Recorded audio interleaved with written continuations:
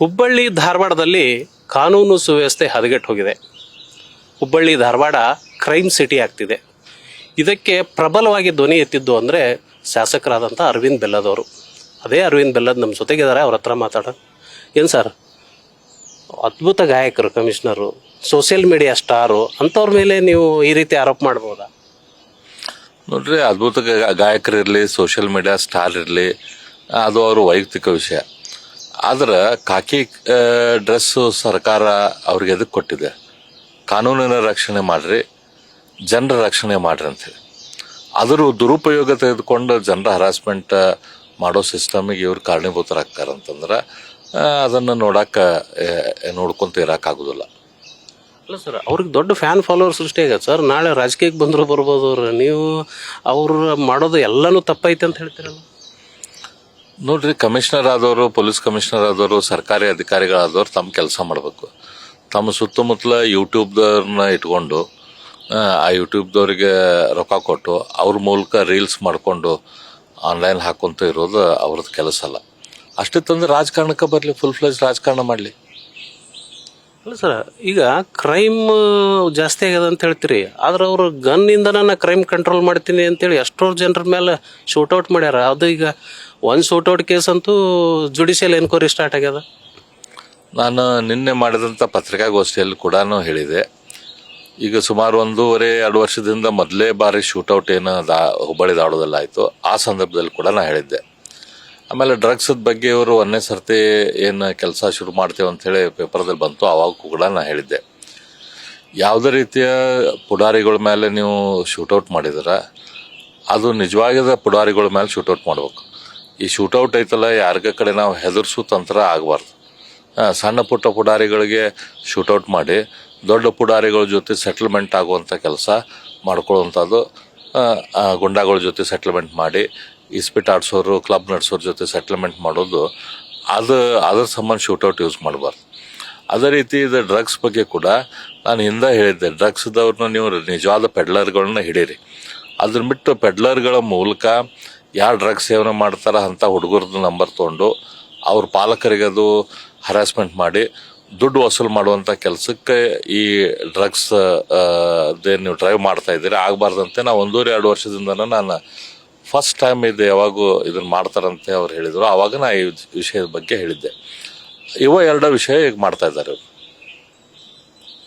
ಅಲ್ಲ ಸರ್, ಈಗ ಡ್ರಗ್ ಪೆಡ್ಲರ್ಗಳನ್ನ ನಾನು ಹಿಡಿದು ಹಾಕ್ಬಿಟ್ಟೀನಿ, ಬೇಕಾದಷ್ಟು ಅದಕ್ಕೆ ಎವಿಡೆನ್ಸ್ ಕೊಡ್ತಾರೆ, ಮತ್ತು ರೌಡಿ ಸೀಟುಗಳನ್ನ ಭಾಳಷ್ಟು ಜನರನ್ನ ಗಡಿಪಾರು ಮಾಡಿದ್ದೀವಿ ಅಂತ ಹೇಳ್ತಾರೆ, ಅಂಕಿಅಂಶಗಳನ್ನು ಕೊಡ್ತಾರೆ ಅವರು. ಈಗ ನೋಡ್ರಿ, ರೌಡಿ ಶೀಟರ್ಗಳು ಇದ್ದವ್ರಿಗೆ ರೌಡಿ ಶೀಟರ್ನ ತೆಗೆದು ಅವ್ರಿಗೆ ಗನ್ ಲೈಸೆನ್ಸ್ ಕೊಟ್ಟಂಥ ಉದಾಹರಣೆಗಳು ಸಾಕಷ್ಟು ಅದಾವ.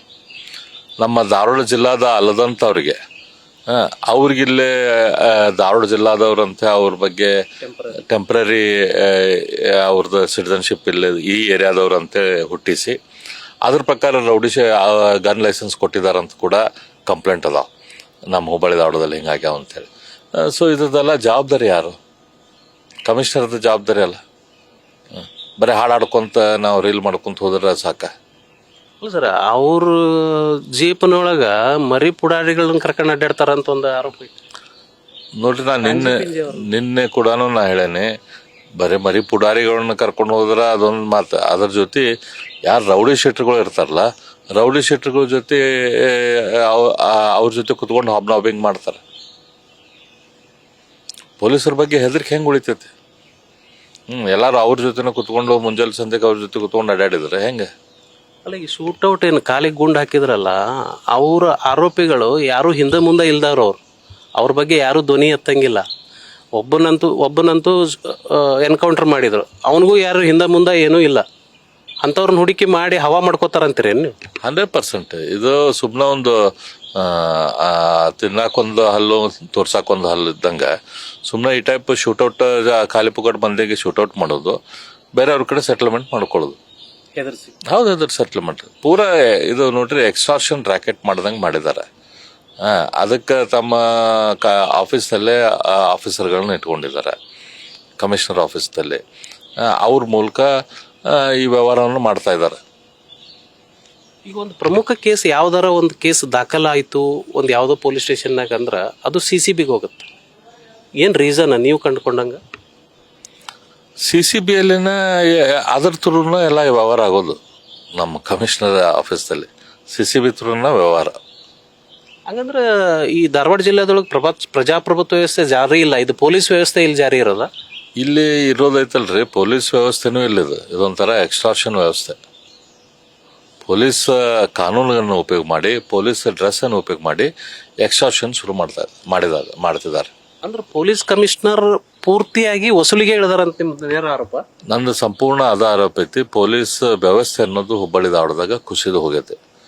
ಈ ವ್ಯವಸ್ಥೆ ಕಾನೂನು ರಕ್ಷಣೆ ಮಾಡೋದು ಬಿಟ್ಟು ಇದ್ರ ಮೂಲಕ ಹೆಂಗೆ ದುಡ್ಡು ಮಾಡ್ಬೇಕನ್ನೋ ಕಡೆನ ಪೂರ್ತಿ ವ್ಯವಸ್ಥೆದ ಗಮನ ಹೋಗೈತೆ.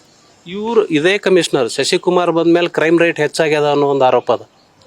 ನೋಡ್ರಿ, ನೀವು ಧಾರವಾಡದಲ್ಲಿ ನಮ್ಮ ಶಾಂತೂರು ಧಾರವಾಡ, ಇಲ್ಲಿ ಈಗ ಹುಬ್ಬಳ್ಳಿ ಧಾರವಾಡನು ಅಂತ ಪರಿ ಈಗ ಕಳೆದ 20-25 ವರ್ಷದಿಂದ ಯಾವುದೋ ಅಂತ ಮೇಜರ್ ಇಶ್ಯೂಸ್ ಇಲ್ಲದಂಥ ಊರು.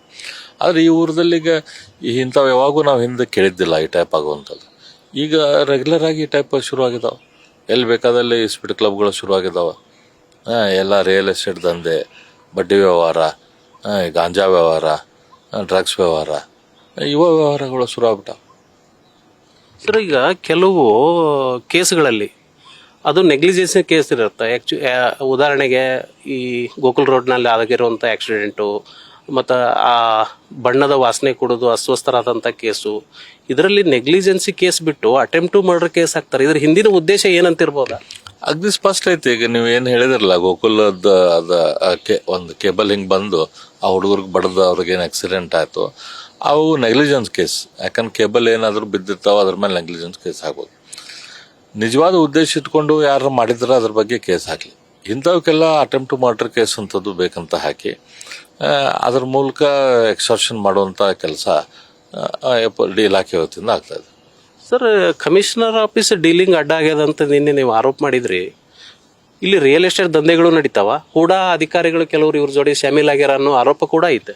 100% ಪೂರ್ತಿ ಇಲ್ಲೇನಿದೆ, ಕಮಿಷನರ್ ಆಫೀಸ್ ಅನ್ನೋದು ಎಲ್ಲ ರೀತಿಯ ವ್ಯವಹಾರಗಳಿಗೂ ಅಡ್ಡ ಆಗೈತೆ. ಅದು ಒಂದೇ ಅಂತಲ್ಲ, ರಿಯಲ್ ಎಸ್ಟೇಟ್ ಒಂದೇ ಅಲ್ಲ, ಎಕ್ಸ್ಟ್ರಾಕ್ಷನ್ ಅಷ್ಟೇ ಅಲ್ಲ, ಎಲ್ಲ ರೀತಿಯ ವ್ಯವಹಾರಕ್ಕೂ ಅದು ಅಡ್ಡ ಆಗೈತೆ. ಇಷ್ಟೆಲ್ಲ ನಡೀತಾ ಇದ್ರು ಇದಕ್ಕೊಂದು ಜಿಲ್ಲಾ ಉಸ್ತುವಾರಿ ಸಚಿವರು ಅಂತೇಳಿ ಏನು ಅದಾರ ಅಂತ ಅನ್ಸತ್ತೆ ನಿಮಗೆ? ನಾನು ನಿನ್ನೆ ಕೂಡ ಜಿಲ್ಲಾ ಉಸ್ತುವಾರಿ ಸಚಿವರಿಗೆ ಇದ್ರ ಬಗ್ಗೆ ಮಾತಾಡಿ ನಾನು ಹೇಳಿದೆ. ಜಿಲ್ಲಾ ಉಸ್ತುವಾರಿ ಸಚಿವರಿಗೆ ಅವ್ರು ಏನು ಎಲ್ಲಾದ್ರ ಬಗ್ಗೆನೂ ಗೊತ್ತಿರ್ತೈತೆ. ಅವ್ರಿಗೆ ಟ್ರಂಪ್ ಬಗ್ಗೆ ಗೊತ್ತಿರ್ತೈತಿ, ರಷ್ಯಾ ವಾರ್ ಬಗ್ಗೆ ಗೊತ್ತಿರ್ತೈತಿ. ಐ ಆಮ್ ಶೂರ್ ಇಲ್ಲಿದ್ರ ಬಗ್ಗೆನೂ ಅವ್ರಿಗೆ ಗೊತ್ತಿದ್ದೇ ಇರ್ತೈತೆ ಅವ್ರಿಗೆ ನಾನು ನಿನ್ನ ಹೇಳಿನಿ. ಅವ್ರಿಗೂ ಕೂಡ ಇದ್ರದ್ದು ಅರಿವಾಗೈತಿ. ನನಗೆ ಅನಿಸ್ತೈತಿ ಆ್ಯಕ್ಷನ್ ತಗೋತಾರ ಅವ್ರು. ನಾವು ಮೀಡಿಯಾದವ್ರ ಪ್ರಶ್ನೆ, ಲೋಕಲ್ ಪ್ರಶ್ನೆ ಏನಾರ ಜಿಲ್ಲಾ ಉಸ್ತುವಾರಿ ಸಚಿವರಿಗೆ ಕೇಳಿದಾಗ ಅವರು ನನಗೆ ಗೊತ್ತಿಲ್ಲ, ಆಗ ನಾನು ಮಾಹಿತಿ ತೊಗೊಂಡು ಹೇಳ್ತೀನಿ ಅಂತ ಹೇಳ್ತಾರೆ. ನೀವೇ ಹೇಳಿದ್ರಿ, ಕಿಮೇನಿಯಿಂದ ಟ್ರಂಪ್ ಅವ್ರಿಗೂ ಗೊತ್ತಿರೋರಿಗೆ ಲೋಕಲ್ ಸಮಸ್ಯೆಗಳು ಗೊತ್ತಿರೋದಿಲ್ವಾ? ಗೊತ್ತಿದೆ ಅವ್ರಿಗೆ. ನಿನ್ನೆ ನಾನು ಮಾತಾಡಿದ್ದೆ, ಅವ್ರಿಗೂ ಕೂಡ ಮಾತಾಡೇನೆ. ಅವರು ಕೂಡ ಇದು ವಿಷಯದ ಅವ್ರಿಗೆ ಗೊತ್ತೈತಿ. ನಾನು ಬರೀ ಗೊತ್ತಿದ್ದ ಸುಮ್ಮನೆ ಇರೋದಲ್ಲ, ಇಮಿಡಿಯೇಟ್ಲಿ ಆ್ಯಕ್ಷನ್ ತೆಗೆದುಕೊಳ್ರಿ ಅಂತೇಳಿ ಅವ್ರಿಗೆ ವಿನಂತಿ ಮಾಡ್ಕೊಂಡೇನೆ. ಅವ್ರು ಆ್ಯಕ್ಷನ್ ತೆಗೆದುಕೊಳ್ತೇವೆ ಅಂತ ಹೇಳಿದ್ದಾರೆ. ಸರ್, ಕ್ರಿಕೆಟ್ ಬೆಟ್ಟಿಂಗ್ IPL ನಡೆದಾಗ ಜೋರು ಇರ್ತದೆ ಹುಬ್ಳ್ಯಾಗ. ಇತ್ತೀಚಿನ ದಿನದೊಳಗೆ IPL ಬೆಟ್ರಸ್ ದೂರ ಸರಿದಿದ್ರು. ಪೊಲೀಸರು ಅವ್ರನ್ನ ಕರೆದು IPL ಬೆಟ್ಟಿಂಗ್ ಆಡಕ್ಕೆ ಹಚ್ಚಿದ್ರು ಅನ್ನುವಂಥದ್ದು ಒಂದು ಮಾತು ಕೇಳಿ ಬರ್ತದೆ. ಹೌದು, 100% ನೀವೇನು ಹೇಳತ್ತೀರ ಅದು ಕರೆಕ್ಟ್. ಅದು ಪೊಲೀಸ್ ಇಲಾಖೆಯವರೇ ಬೆಟ್ಟಿಂಗ್ ಶುರು ಮಾಡಿಸಿ ಅದರ ಮೂಲಕ ರೊಕ್ಕ ಮಾಡ್ಕೊಳ್ಳೋಂಥದ್ದು ದಂಧೆ ಮಾಡಿದ್ದಾರೆ. ಸರ್, ಹುಬ್ಬಳ್ಳಿಯೊಳಗೆ ಎಂಥ ಭಯದ ವಾತಾವರಣ ನಿರ್ಮಾಣ ಆಗ್ಯದ ಅಂದ್ರೆ 16-17 ವರ್ಷದ ಹುಡುಗರ ಹತ್ರ ಗಾಂಜಾ ಸಿಗ್ತೈತಿ, ಚಾಕು ಇರ್ತಾವ, ಸಣ್ಣ ಪುಟ್ಟ ಕಿರಿಕಾದ್ರೆ ಚಾಕು ತೆಗಿತಾರ. ಇದು ಒಂದು ರೀತಿ ಭಯದ ವಾತಾವರಣ ಸೃಷ್ಟಿ ಆಗ್ಯದ ಹುಬ್ಬಳ್ಳಿ ಧಾರವಾಡದೊಳಗೆ. ನೋಡ್ರಿ, ಭಾಳ ಗಂಭೀರ ಪರಿಸ್ಥಿತಿ. ಯಾಕಂದ್ರೆ ಇದೇನು ಗಾಂಜಾ ಆಯ್ತಲ್ಲ, ಇದಕ್ಕೆ ಇಂಟ್ರಡಕ್ಷನ್ ಡ್ರಗ್ ಅಂತ ಹೇಳ್ತಾರೆ. ಗಾಂಜಾ ಸೇದಾಕ ಶುರು ಮಾಡಿದಂಥ ಹುಡುಗರು ಮುಂದೆ ಉಳಿದ ಡ್ರಗ್ಸಿಗೆ ಮೈಗ್ರೇಟ್ ಆಗ್ತಾರೆ.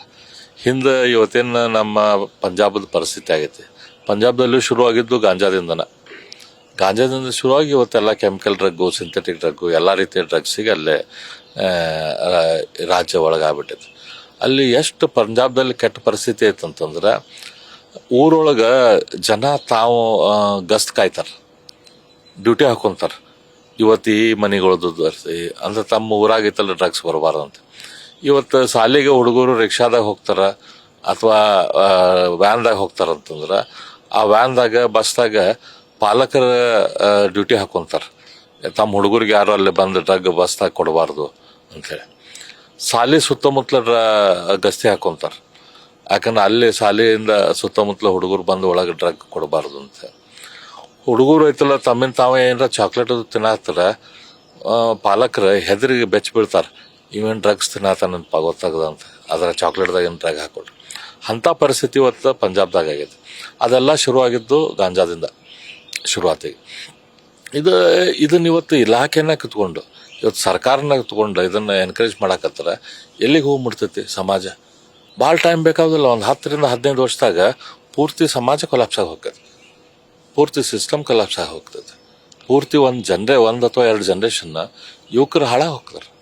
ಸರ್, ಈಗ ಇತ್ತೀಚೆಗೆ ಧಾರವಾಡದಲ್ಲಿ ನಡೆದಂಥ ಒಂದು ಮರ್ಡರ್ ಕೇಸ್ನೊಳಗೆ ಪ್ರಮುಖ ಆರೋಪಿಗೆ ಇನ್ಫಾರ್ಮೇಶನ್ ಪೊಲೀಸರ ಕೊಟ್ಟವನ್ನು ಓಡಕ್ಕೆ ಹಚ್ಚಿದ್ರು ಅನ್ನುವಂಥ ಒಂದು ಆರೋಪ ಐತಿ. ಓಡೋಗಾಕ ಪ್ರಚೋದನೆ ನೀಡಿದ್ರು ಅಂತೇಳಿ.